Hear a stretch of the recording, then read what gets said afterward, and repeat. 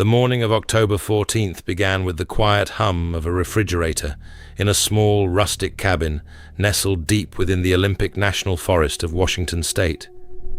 Elias Thorne, a man who found solace in solitude and the wild embrace of ancient trees, was preparing for a day hike.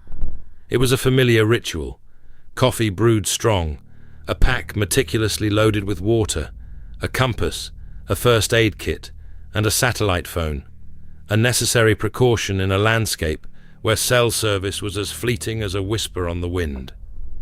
Elias had lived in this cabin for nearly a decade, a self-imposed exile from the clamor of city life, intimately familiar with every winding trail and shadowed ravine of his sprawling backyard.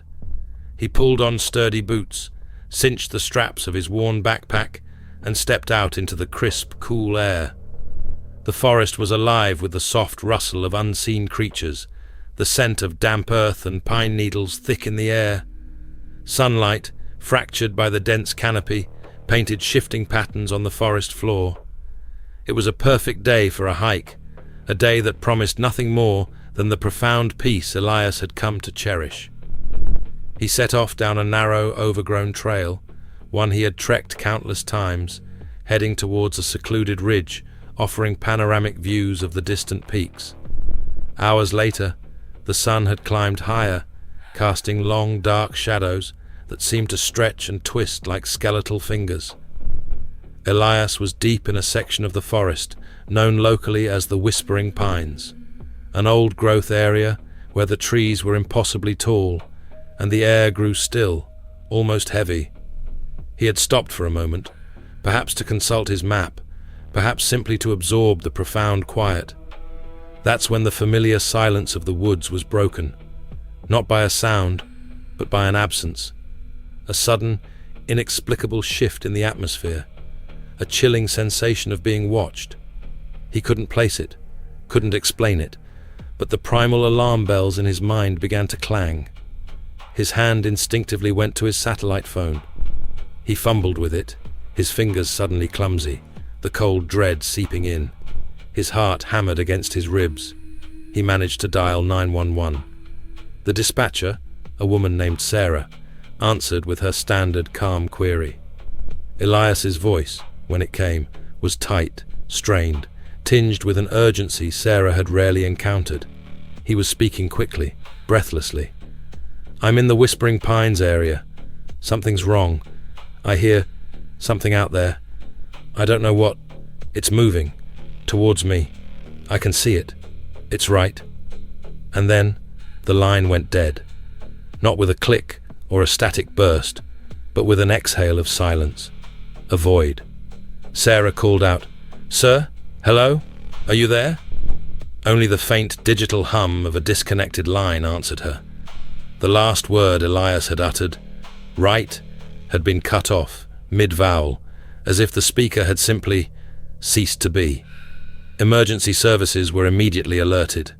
The coordinates from Elias's satellite phone, while providing a general area, were broad and imprecise, a common challenge with older satellite communication in dense forest. Search and rescue teams were mobilized, their initial optimism fueled by the immediate nature of the call. This wasn't a cold case. This was a man who had vanished within minutes of making a desperate plea. But as hours turned into days, and days into a harrowing week, the scale of the task became brutally clear. Bloodhounds were brought in, their trained noses tracking Elias's scent to a point deep within the Whispering Pines, a small clearing where the canopy was particularly thick.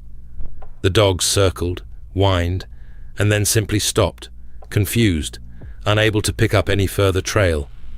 It was as if Elias's scent, and Elias himself, had simply evaporated into the thin mountain air.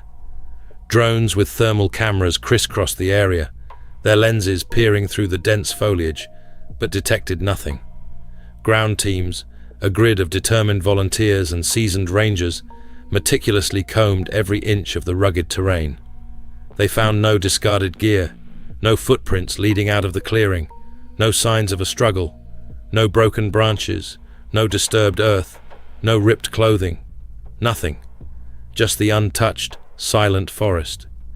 The official incident report detailed the chilling transcript of the 911 call, the fragmented last words. Investigators pieced together the fragments of what Elias had said. "Something's wrong. I hear something out there. I don't know what. It's moving. Towards me. I can see it. It's right."